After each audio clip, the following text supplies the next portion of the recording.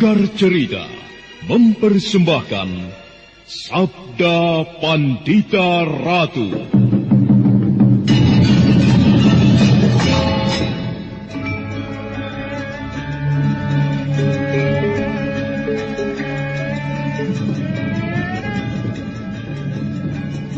Aneh, kemana larinya orang berjubah merah itu tadi? Sungguh luar biasa, sangat gesit gerakannya. Mestinya aku bisa mengejarnya. Akan tetapi orang berjubah merah itu tiba-tiba lenyap. Tidak banyak orang yang mampu menghilang dalam ajian penglimunan. Orang itu menghilang. Nampaknya orang itu memang dengan sengaja memancingku kemari. Lalu apa maksudnya? Apa maksudnya?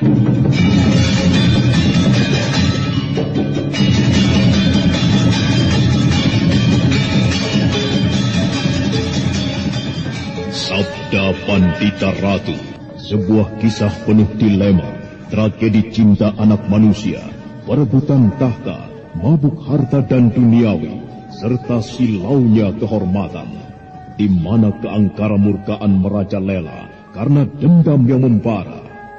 Kisah ini berlatar belakang berdirinya Singasari. Ken Arok, dialah pemuda yang merekuk pahit getirnya kehidupan. Namun sebenarnya, dialah yang harus melaksanakan sabda-sabdanya. Perjalanan sengsaranya adalah awal untuk meraih keberhasilan, untuk menuju kejayaannya di saat Singasari berdiri. Apakah cita-citamu itu, Kenumbang? Aku ingin mengubah nasibku.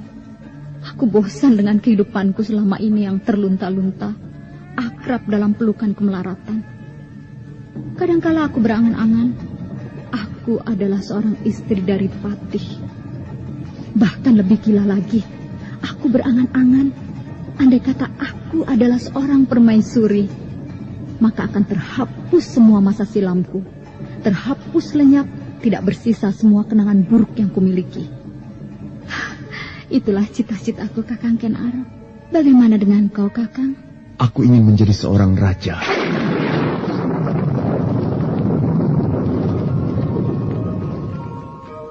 Sabda Pandita Ratu. Naskah ditulis oleh Pondra Swastilangit, diolah oleh Agung Bahrodi, didukung oleh artis-artis terkemuka Ferry Fadli, Ali Ermawati, M. Abud, Ivone Rose, dan lain-lain. Teknik dan montase Ibing Arifin, dengan sutradara Dian Pertiwi. Sabda Pandita Ratu. Kali ini dalam episode ke-17 dengan judul Melacak Dunia Muksa.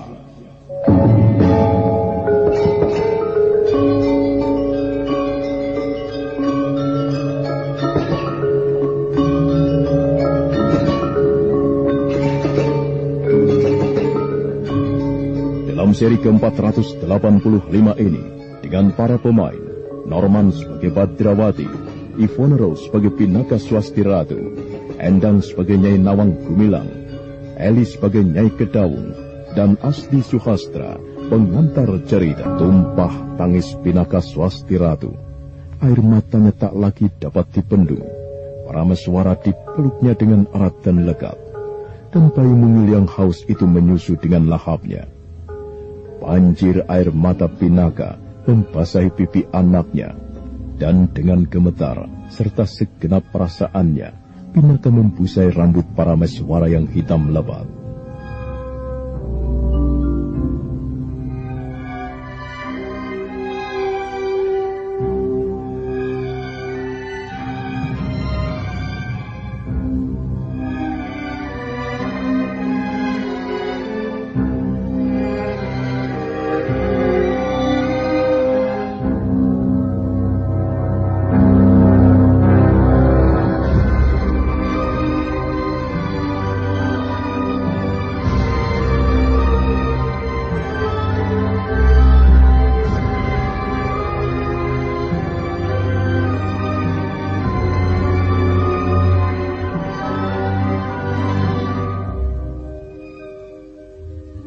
adalah dini hari yang sama, tetapi di suatu tempat yang berbeda, tidak seberapa jauh dari lereng Kelut.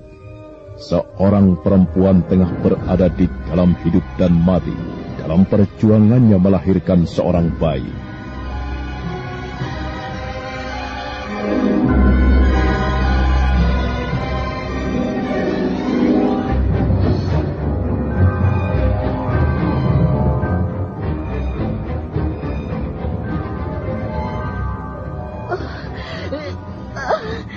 Ya Tuhan, Biong, aku tidak kuat, Biong. Aku tidak kuat lagi. Tahan, Duk. Ayo, ulangi sekali lagi. Ulangi lagi. Bayimu akan segera lahir. Ayo. Ya Tuhan, aku tidak kuat. Aku tidak kuat lagi. Yang Batar Agung, aku tidak kuat. Mati aku. Nyebut, Duk. Nyebutlah. Ayo. Nyebutlah asmane Gusti Kang Maha Agung. Ayo sekali lagi. Bayimu hampir lahir. Ulangi lagi, Nyai. Ayo. Mati aku. Matilah aku. Aku tidak kuat lagi, Dio. Aku tidak kuat.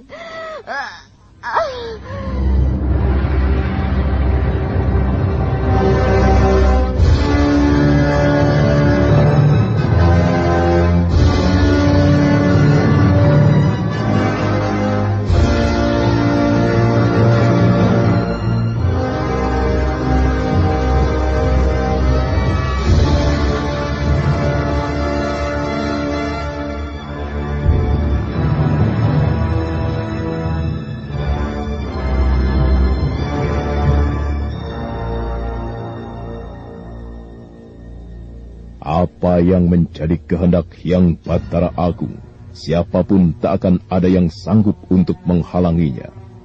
Nyai Nawang Gumilang, seorang istri yang ditinggal mati suaminya di medan peperangan antara Kediri dan Tumapel itu, ternyata kehilangan anaknya pula. Bayi yang baru lahir itu ternyata tidak bernyawa.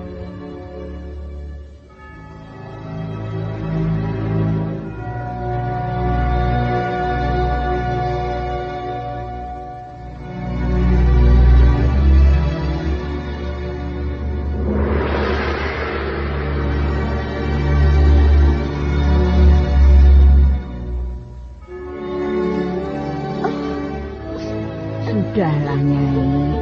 Rupanya memang demikian yang menjadi kehendak Hyang Batara Agung. Ikhlaskan anakmu.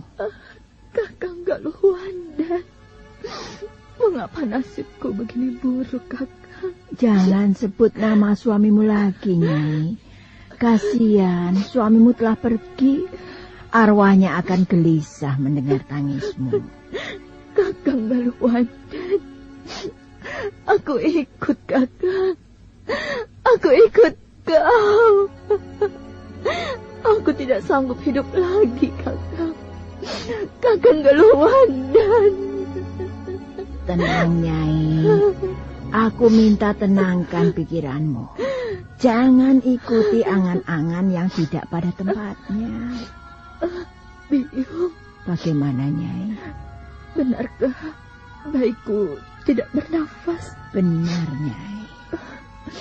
Berikan kepadaku, Biung. Biarlah aku akan memangkunya.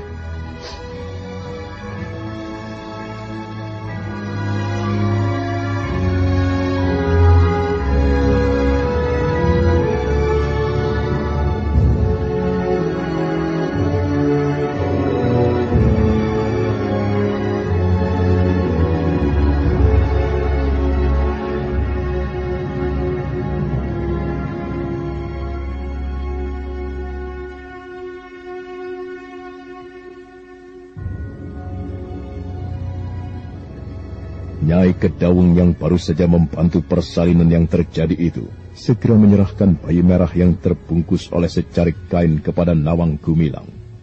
Didekapnya bayi lemah yang telah tidak bernyawa itu. Tiba-tiba dada Nyai Nawang Gumilang berdesir ketika memeriksa telapak tangan kanan anaknya. Ada sesuatu yang tidak dimengertinya. Biung, lihat, apa ini Biung? Di telapak tangan kanan anakku ini, ini apa Biung? Barangkali itu yang namanya Toh. Toh? Benar. Akan tetapi ini aneh sekali Biung. Lihat, masa seperti ini Toh? Bukan Biung, ini Raja. Raja? Mengapa anakku yang tidak bernyawa ini memiliki raja?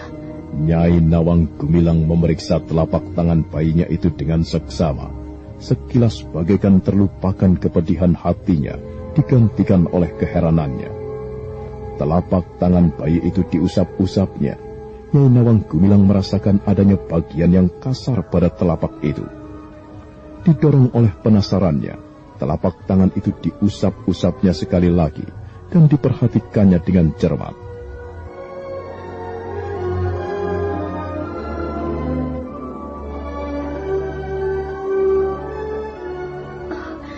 Tidak salah lihatkah aku ini? Biung, lihat Biung. Lenyap. Lenyap. Raja itu lenyap. Kenapa dengan anakku, Biung? Kenapa dengan anakku? Aneh sekali. Lenyap. Apa artinya, Biung? Apa artinya semua ini? Anakku, mengapa ada yang aneh? Mengapa ada yang tidak wajar seperti ini, Biung? Dengan pandangan cemas, Nyai Nawang Gumilang memeriksa seluruh tubuh bayinya, kembali ke bagian telapak tangan kanannya. Tetapi raja aneh itu telah lenyap, tak diketahui kemana perginya. Namun Nyai Kedaung dukun bayi itu yang kemudian terkejut. Nyai, lihat telapak tangan kananmu, Nyai. Lihat telapak tangan kananmu. Mengapa pindah ke tanganku? Pindah ke tanganku. Aku lupa siapa namamu. Namaku Badrawati, Bibi. Badrawati. Iya, Bibi ucapkan terima kasih, Le. Kau telah menyelamatkan anakku dari amukanku. Bibi tidak perlu berterima kasih. Apa yang aku lakukan sudah digariskan oleh takdir. Aku harus membantu Bibi menyelamatkan putra Bibi. Nampaknya kau tahu apa arti raja di tanganmu itu. Aku tahu, Bibi. Setelah aku bertanya pada Paman Kameswara. Paman Kameswara? Benar, Bibi. Aku menemui Paman Kameswara di lereng Gunung Raung, tepatnya di perguruan Palwasambu. Paman yang kemudian memerintahkan aku untuk segera kemari. Jadi kau telah bertemu dengan Paman Kameswara? Lalu, kenapa hingga saat ini ia belum kembali? Menurut yang aku lihat, memang banyak masalah yang muncul dan dihadapi Paman Kameswara.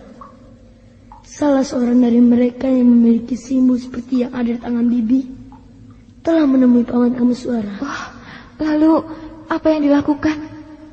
Paman Kameswara telah membunuhnya. Akan tetapi sebenarnya orang itu masih hidup. Kau sendiri? Bagaimana kau bisa memiliki raja itu? Aku tidak tahu, Bibi. Raja ini muncul begitu saja. Dan dengan cara yang aneh. Entah melalui mimpi atau apa, aku sulit menceritakannya. Muncul seorang kakek tua yang memberi petunjuk padaku untuk mencari Paman Kameswara. Jangan tanyakan siapa kakek itu. Aku tidak tahu. Ia muncul dan pergi bagikan hantu. Ya, keadaan yang kita hadapi benar-benar sebuah keadaan yang aneh, Badrawati. Bibi sendiri tidak habis mengerti. Mengapa justru Bibi memiliki raja seperti ini? Sudahlah, Bibi. Bibi jangan menangis. Takdir tidak benar, Bibi. Bibi tidak boleh menyerah begitu saja. Jika raja di tangan kiri Bibi itu berusaha menguasai pikiran Bibi, Bibi harus melawannya. Badrawati, daripada aku menjadi pembunuh anakku tanpa aku sadari, aku rela menukar dengan kematianku. Jika kau melihat aku kehilangan kendali, jika kau melihat aku membahayakan anakku, jangan kau merasa sungkan, Badrawati. Bahkan kau tidak salah jika harus membunuhku atau mencederai aku. Semoga yang demikian itu tidak perlu terjadi, Bibi. Bagaimana pendapatmu, Le? Dengan cara bagaimana Bibi bisa melepaskan diri dari kutukan salah alamat ini? Aku tidak tahu, Bibi. Tetapi sebaiknya Bibi menunggu Paman Kameswara yang pasti akan segera kembali. Barangkali Paman Kameswara mengetahui bagaimana caranya melepaskan Bibi dari raja berwujud mata tangan kiri itu. Tapi aku cemas, Badrawati. Aku cemas seandainya aku kehilangan kendali. Dan kemudian aku... mengerikan sekali. Justru karena itu, Bibi harus menguasai diri. Bibi harus benar-benar menanamkan kesadaran di dalam sanubari Bibi sendiri. Jika Bibi sampai lengah, maka malapetaka akan menimpa adik bayi itu. Oh, siapa namanya, Bibi? Parameswara. Oh, iya, Parameswara. Sebuah nama yang bagus.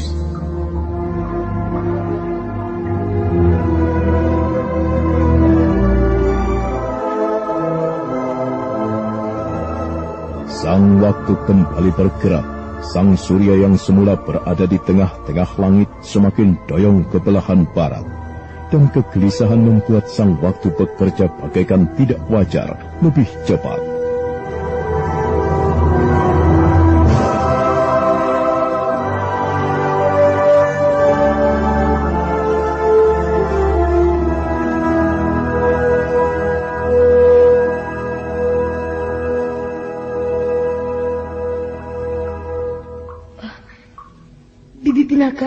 Bagaimana, Le?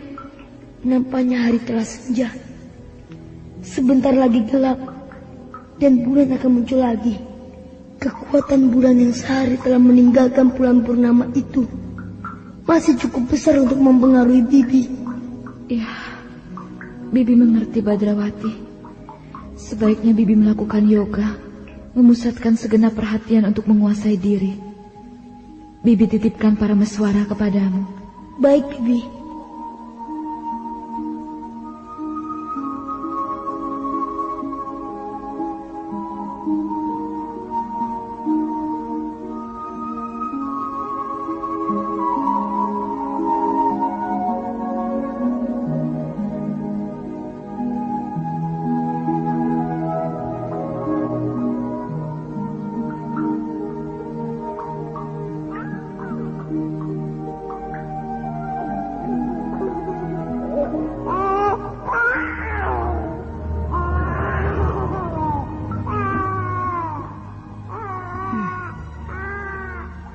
Andai kata kau bisa berbicara, apakah yang kau akan sampaikan kepadaku, adik bayi? Hah? Bicaralah. Ayo. Kau lucu sekali, adik bayi.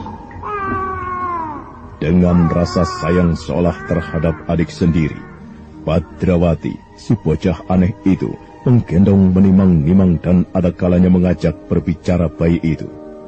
Parameswara bagaikan mengetahui Badrawati tidak jahat, justru karena itu semakin terpancing celotehnya.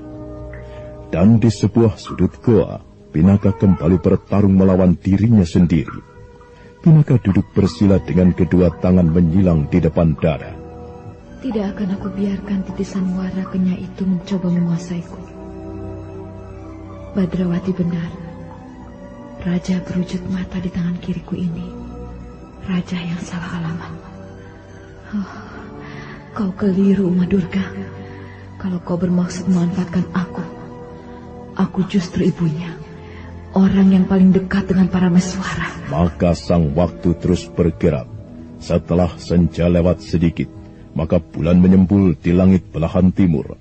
cahayanya yang terang menerobos di antara kabut dan mega-mega. Dan cahaya bulan itu seolah memancarkan kekuatan yang dirasakan langsung oleh Pinaka Swasti Ratu. Mulai aku rasakan. Bejebah kau Durga Parabandari. Ternyata benar apa yang dikatakan Badrawati. Pengaruh jahat itu akan berusaha menguasaiku ketika ada bulan. Baik. Mari kita lihat siapa yang akan memenangkan pertarungan ini. Jangan pernah berharap kau akan dapat mengalahkan aku Durga Parabandari.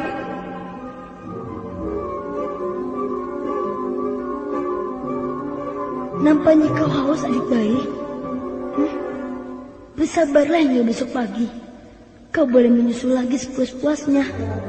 Sekarang, beri kesempatan kepada ibumu untuk melawan kekuatan hitam yang berusaha mencengkeramnya. Sebaiknya tidurlah. Ayo, tidurlah adik bayi. Digendong di ayun-ayun oleh Badrawati, Parameswara kemudian terpancing kantuknya. Dan sesaat kemudian, bayi yang montok, lucu dan menggemaskan itu telah lelap. Badrawati segera meletakkan di atas hamparan kain. Dengan seksama, Badrawati memperhatikan suasana, mempertajam segenap indranya. Badrawati merasa yakin bahwa di luar goa, mereka yang berkepentingan dengan bayi itu pasti sedang mengintai. Adik bayi sudah tidur. Bibi Pinaka sedang bersembunyi. Menurut Paman Kameswara, aku harus pintar menyiasati keadaan. Aku tidak boleh terlena dengan ketenangan ini. Aku harus selalu curiga. Moga-moga saja Bibi Pinaka mampu menguasai diri. Jika Bibi Pinaka kehilangan kendali, dan ditambah lagi ada orang yang memiliki raja berwujud mata, tentu sangat merepotkan.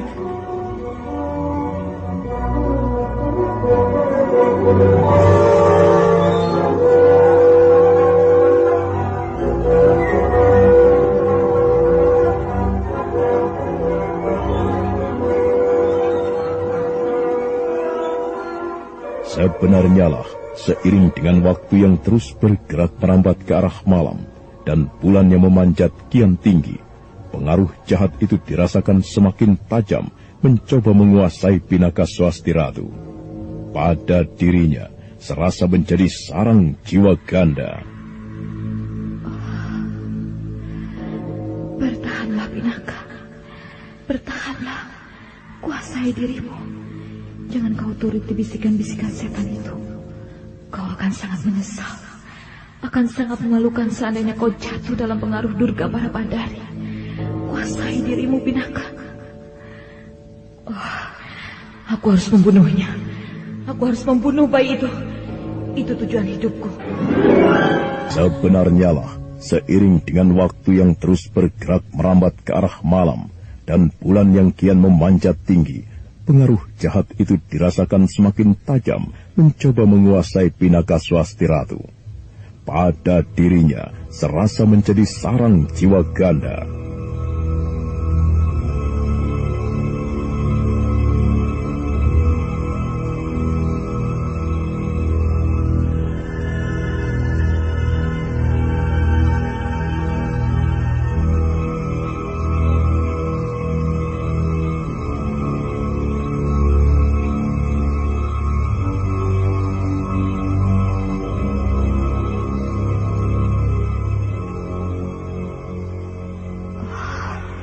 Bertahanlah Pinaka. Bertahanlah, kuasai dirimu. Jangan kau turuti bisikan-bisikan setan itu. Kau akan sangat menyesal, akan sangat memalukan seandainya kau jatuh dalam pengaruh Durga Parabandari. Kuasai dirimu Pinaka. Aku harus membunuhnya. Aku harus membunuh bayi itu. Itu tujuan hidupku. Aku tidak akan membiarkannya menghirup udara lebih lama lagi di dunia ini. Dia harus mati di tanganku. Kuasai dirimu. Tetaplah kuasai dirimu Swasti Ratu. Ayo, tetaplah kuasai dirimu. Jangan biarkan kau larut dan kemudian hanyut. Berusahalah untuk tetap mengendalikan diri. Sebentar lagi, bulan akan berada tepat di atas kepala. Pada saat itulah, puncak dari kekuatan hitam dalam usahanya menghancurkan Bibi Pinaka yang ingin menguasai dirinya. Bulan beranjak semakin naik. Pinaka merasakan kekuatan hitam yang mempengaruhinya itu semakin tajam menggerataki hatinya, serasa tidak kalah tajam dengan malam sebelumnya ketika purnama bersinar penuh.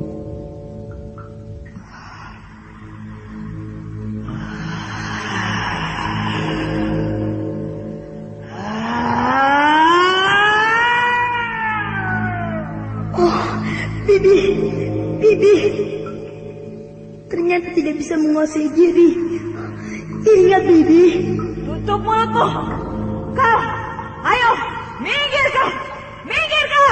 Tidak boleh, Bibi. Bibi harus menguasai diri. Jangan larut oleh pengaruh jahat itu. Ia anakmu sendiri. Bibi tidak boleh membunuhnya. Bibi, ingat, Bibi. Minggir kau. Aku akan membunuh bayi itu. Minggir. Kalau kau tidak mau minggir, kau akan mati di tanganku. Sudah menjadi takdirku. Aku harus berjuang melindungi bayi itu. Maaf, Bibi, jika aku terpaksa menyadarkan Bibi dengan cara yang kasar. Jangan salahkan aku jika Bibi terpaksa cedera.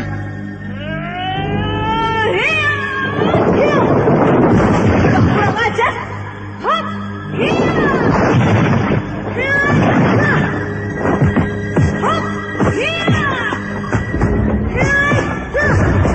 Maaf, Bibi.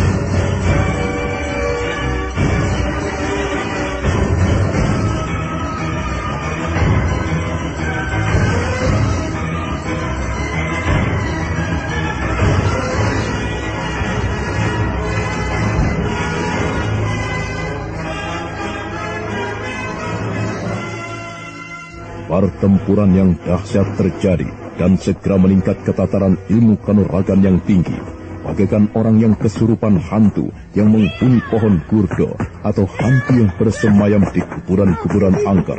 Pinaka Swastiratu yang tidak ingat Purwoduksina menghajar Badrawati dengan serangan yang susul menyusul, tiada habis-habisnya. Namun dengan tangkas, terengginas dan gesit tiada terkira, Badrawati mampu mengimbangi serangan-serangan Pinaka, dan dengan cekatan dia menghindar dan ada kalanya menyerang.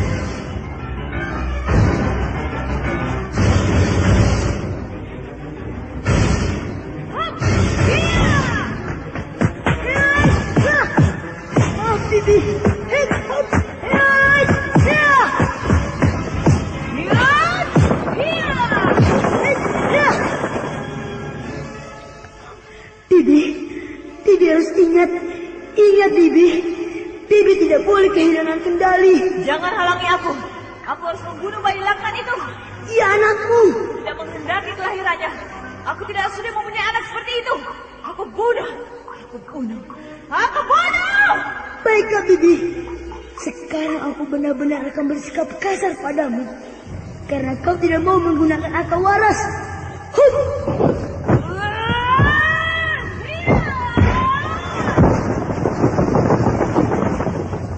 Tubuh Badrawati telah berputar cepat di tempat. Tangan kanannya terangkat tinggi-tinggi, sedikit doyong ke arah ke belakang, sedang tangan kirinya bergerak silang menyilang. Sebuah ajian aneh yang Badrawati sendiri tidak mengetahui apa namanya telah digelar. Tubuh Badrawati seolah diikuti oleh bayangan wujudnya sendiri yang bergelombang, yang nampak jelas manakala dia bergerak.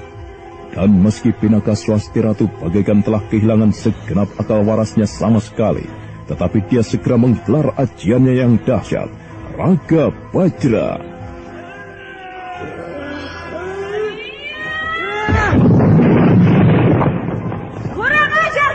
Luput, Bibi.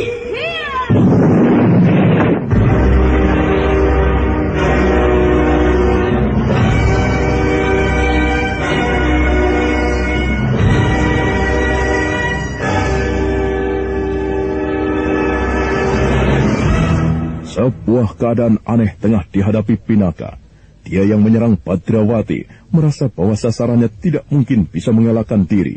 Namun kenyataannya, dia hanya melewati angin, sehingga dinding padas yang tertimpa ayunan tangannya hancur berantakan.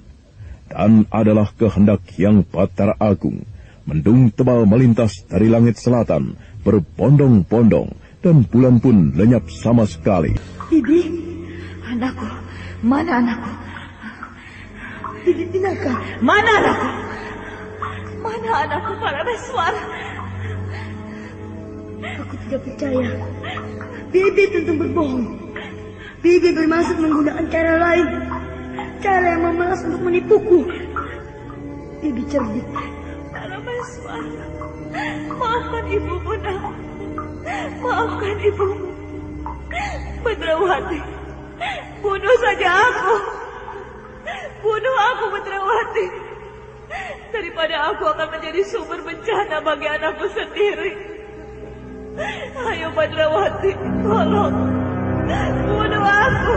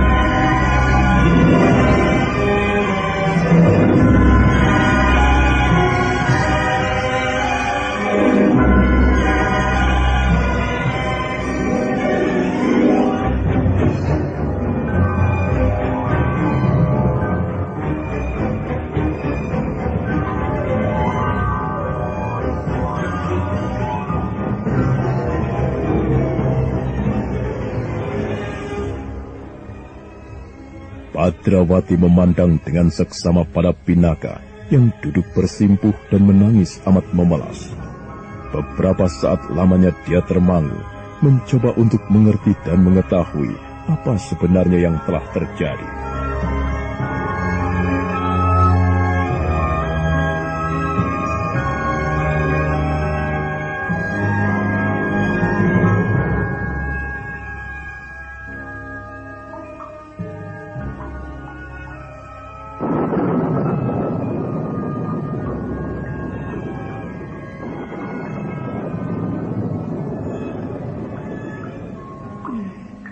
Suara petir, gluduk, itu rupanya penyebabnya. Nampaknya di luar mendung, bulan tertutup mendung, dan pengaruh jahat terhadap Bibi itu pun kemudian lenyap sama sekali. Bibi, mengapa jadi begini, Badrawati? Mengapa jadi begini? Bibi, di luar nampaknya mendung tebal. Dan mendung menutupi cahaya bulan. Pengaruh kekuatan kutukan yang terpahat pada raja tangan kirimu itu lenyap untuk sementara. Nah, Bibi, gunakan waktumu yang ada untuk segera bersemedi kembali. Ayo, Bibi, jangan pikirkan Parameswara. Ya tidak apa-apa. Cepat, Bibi. Ayolah, Bibi. Bibi jangan kehilangan akal.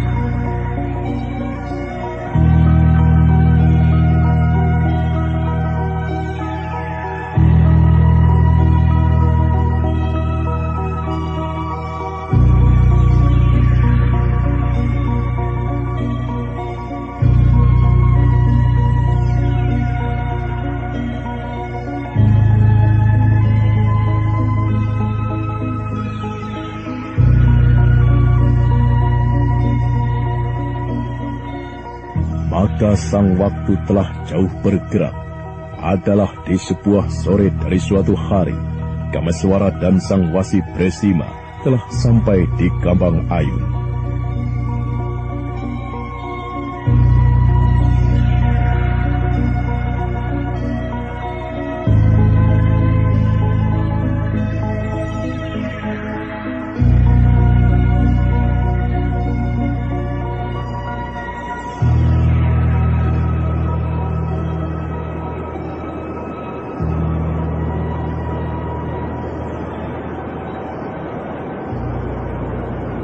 Bukan main, benar-benar sebuah gambaran atas kekuatan alam yang dahsyat. Itukah air terjun Gambang Ayun itu, anak mas? Benar, Paman Wasi. Itulah Gambang Ayun. Apa yang anak mas perhatikan? Bekas pertempuran dahsyat, Paman. Hah? Mana? Itu.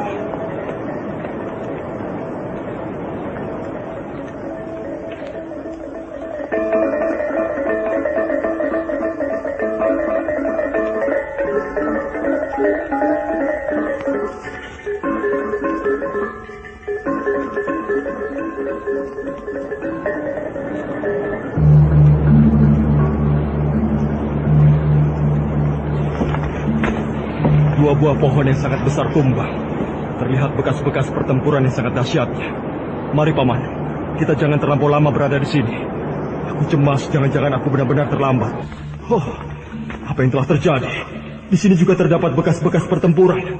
Pinaka! Pinaka! Pinaka! Pinaka! Pinaka! Di mana kau? Pinaka! Bagaimana dengan anakku? Bagaimana dengan para Meswara? Pinaka! Apa yang telah kau lakukan terhadap bayimu, ha? Pinaka!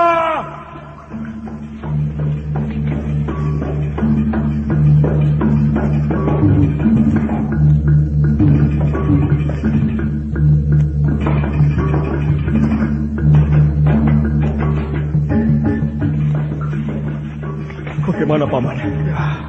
Nampaknya tidak ada seorang pun yang berada di dalam gua ini. Bukankah demikian, anak mas? Ya. Kita berharap semoga tidak terjadi apa-apa dengan bayi itu. Tidak semudah itu golongan hitam dapat menguasai dan membunuhnya. Anak mas, mari kita keluar lagi dari dalam gua di belakang air terjun ini. Mungkin anak mas akan mendapat petunjuk apapun. Akan tetapi sebelumnya, aku akan memeriksa tempat ini lebih dulu, Paman. Baik, mari kita lakukan bersama-sama.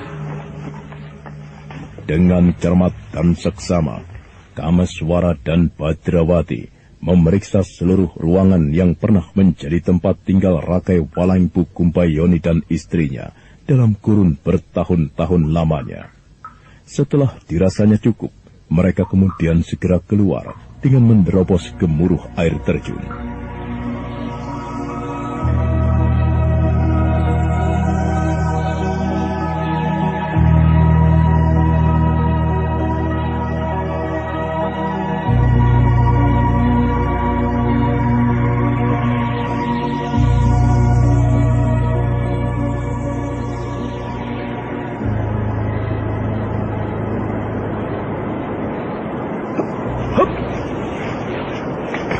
Apakah kira-kira yang telah terjadi, Paman Bresima? Bagaimana dengan nasib mereka? Bagaimana dengan Pinaka? Bagaimana dengan anakku? Tenanglah, anak mas.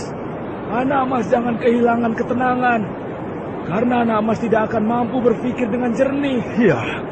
Akan tetapi bagaimana dengan mereka? Bagaimana dengan anakku? Bagaimana dengan Pinaka? Semua itu akan terjawab jika anak mas mampu berpikir tenang. Mampu menyingkirkan kegelisahan itu. Dan kemudian mulai melacak mereka. Mari anak mas, segala segi mulai kita pertimbangkan. Paman, bagaimana? Apakah semuanya ini ada kaitannya dengan Pinaka? Paman, rasanya ngeri sekali aku membayangkan Pinaka terhinggapi oleh kutukan keparat itu. Dan Pinaka justru menjadi sumber bahaya atas anakku sendiri. Apakah tidak ada kemungkinan seperti itu, Paman? Kemungkinan itu ada. Tetapi semua itu masih merupakan dugaan anak mas. Semuanya belum jelas sebelum anak mas melihat dengan mata dan kepala sendiri. Badrawati, Aku berharap Badrawati telah berada di tempat ini sebelum bencana itu melanda.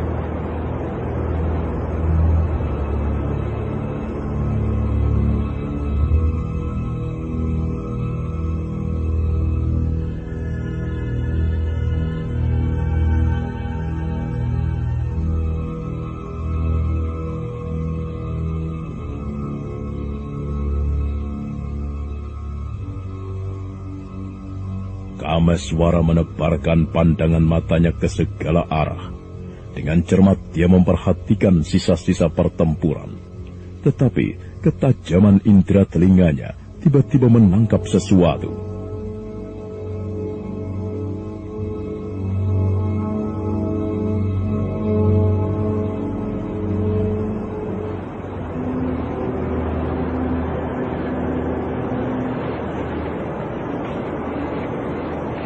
Kita tidak sendirian di tempat ini, Paman.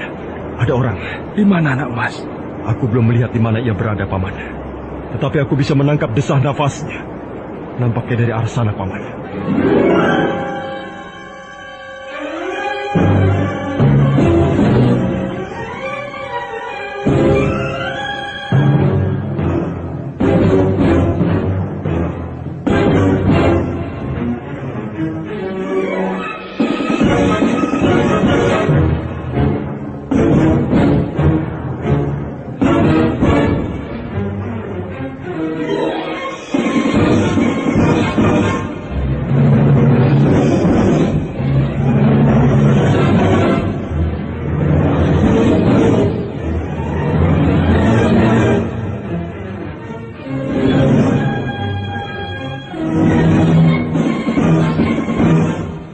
Kameswara mempertajam indera telinganya, bagaikan mengeterapkan aji Sabta Pangrung, sebuah ajian yang mampu mendengarkan suara-suara yang berasal dari jarak yang tidak terjangkau. Ternyata benar, Kameswara mampu menengarai keberadaan seseorang. Nah, apa yang akan terjadi pada Pinaka, anaknya, dan Badrawati? Dan apa yang akan dilakukan oleh Kameswara? Serta siapa orang yang sedang bersembunyi memperhatikan Kameswara itu? Saudara pendengar, untuk mengetahui jawabannya, ikutilah kelanjutan kisah ini dalam seri berikutnya. Sampai jumpa.